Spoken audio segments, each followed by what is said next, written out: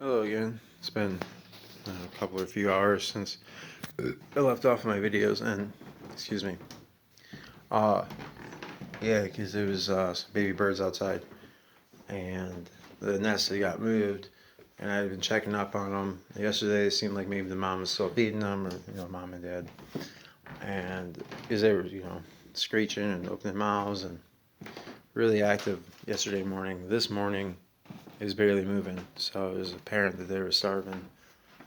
Uh, I mean, it was really made me sad. But here they are now. You see them? Can I flip this?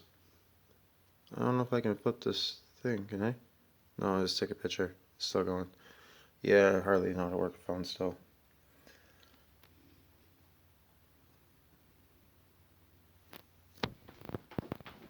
Yeah, I'm sure I got him in that picture right there. That was the second time doing this video. Usually I don't restart them. Uh, I think I was gonna go through like the kinetic chain. What is the kinetic chain? It's a thing that pitchers use. It's like your body has a certain uh, order that the muscles trigger themselves in order to throw a baseball at maximum velocity, maximum efficiency.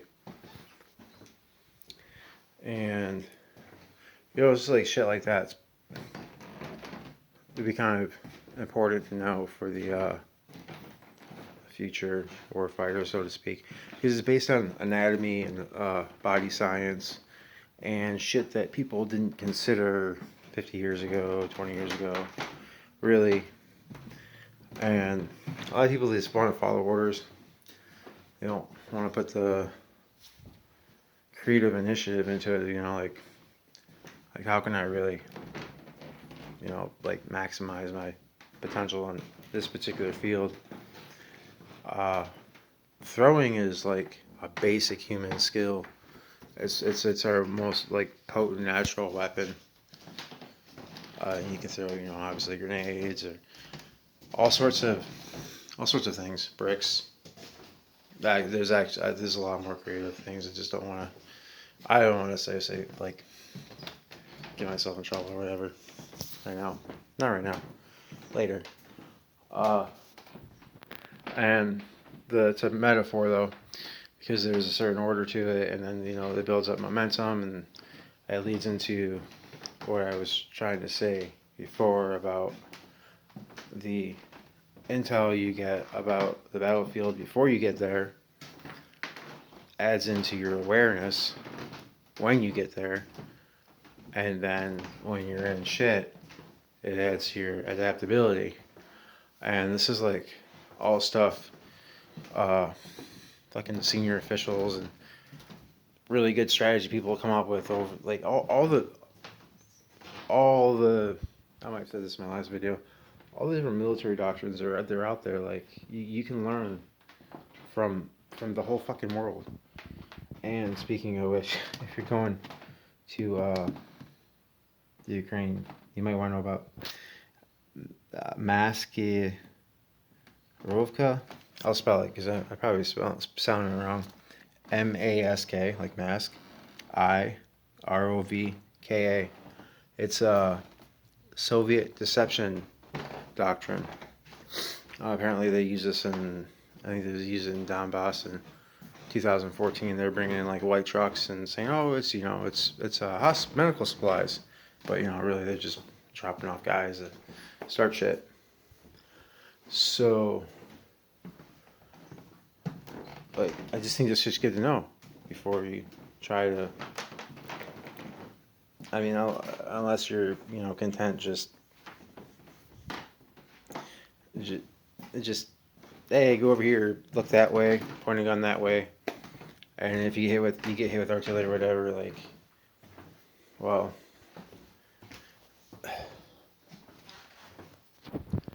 I would rather know what the fuck's going on. I'd rather know like the situation. I would know the street names, like if I'm going to the Foreign Legion, right? The Ukrainian Foreign Legion. and I'm trying to learn like the different, obviously, military intelligence. I'm trying to learn how engineers work, how trenches are built, all that sort of shit. So I'm not keeping up on the day-to-day news because I'm planning on going uh, next year, next spring. Spring's a good time to start shit. It's for military stuff. If the war's over, I can do something like clear mines. I'll clear mines, but I mean that's something I would like. I think that infantry person should know how to do anyways. Really, there's no reason really not to be totally aware. Well, other than the fact there's just so much of it out there, and it's too much to all take in at once.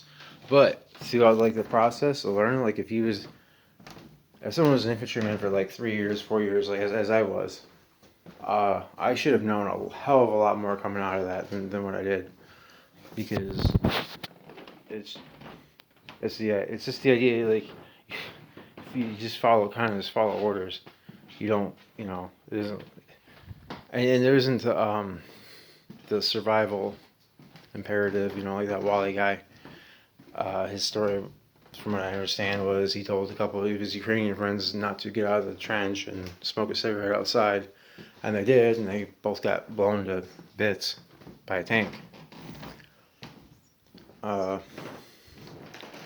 So that kind of, if you don't have that threat and it's you just kind of getting a paycheck, and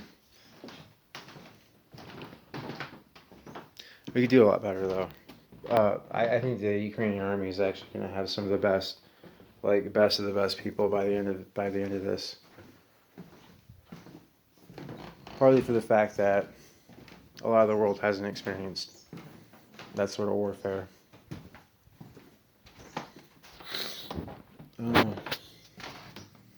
Oh, and see, there's a lot more to it too. Let's see if we can get this. It's like map reading and land navigation. You like, this is a good book just to have in paper format. But literally every field manual ever written, you can get a PDF for free.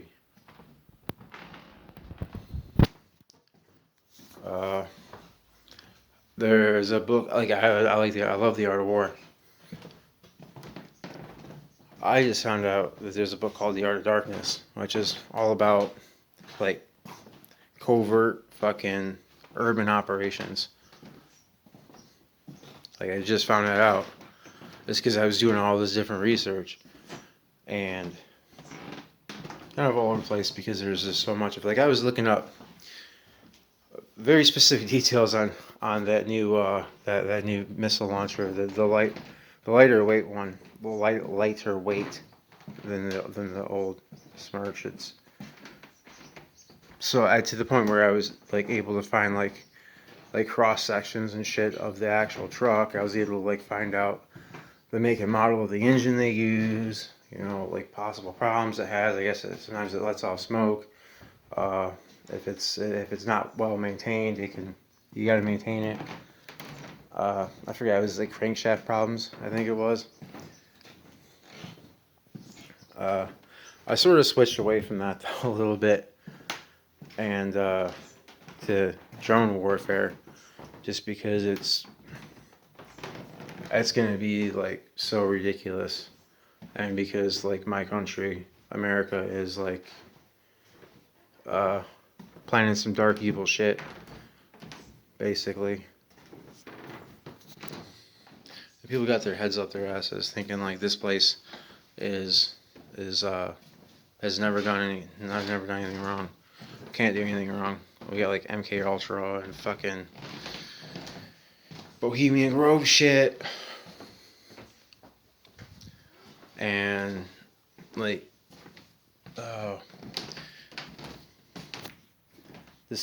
they really want mass surveillance everywhere. Like that's probably why I'm not leaving so soon too, is because there's like bullshit going on here in the States that I kind of want to try to fuck with before I go.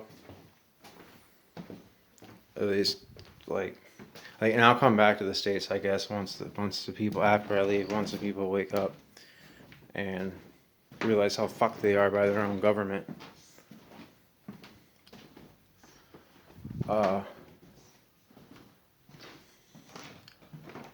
Until then, though, this place really ain't that free. Like, it's not, it's like the military industrial complex. Like it's all a fucking cash grab as far as the selling the weapons and shit. Like they want the war to prolong. That way they make more money. But that's just the tip of the iceberg. I imagine reminds me of some lyrics. It just says there's much more to examine on, but that's this is like a little snippet. What song is it from? I want to say it's CIA Murder Me or Nuclear Medicine. And two really good rap songs. Like I like some rap, you know. Yeah, those two really good rap songs that fucking address like the shit that's going on. And they're not the only ones. I guess it's a cool, like, nice little segue for the last couple minutes of this. There's so much music and musicians, and I have to wonder, like, what are the fans thinking? Do they just sing along and just kind of like ignore the words, or do they like mean it while they sing it, and then it's just everything's back to fine, you know? I kind of really wish I had the lyrics in my head. If I wasn't trying to talk and do a video, then I would have the lyrics would be right in my head, and I'd be able to say them.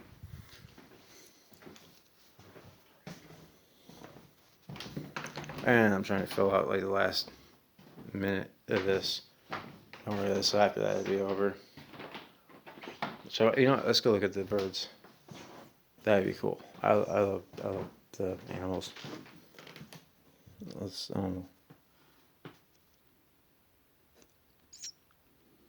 they were just seeing if they react to me.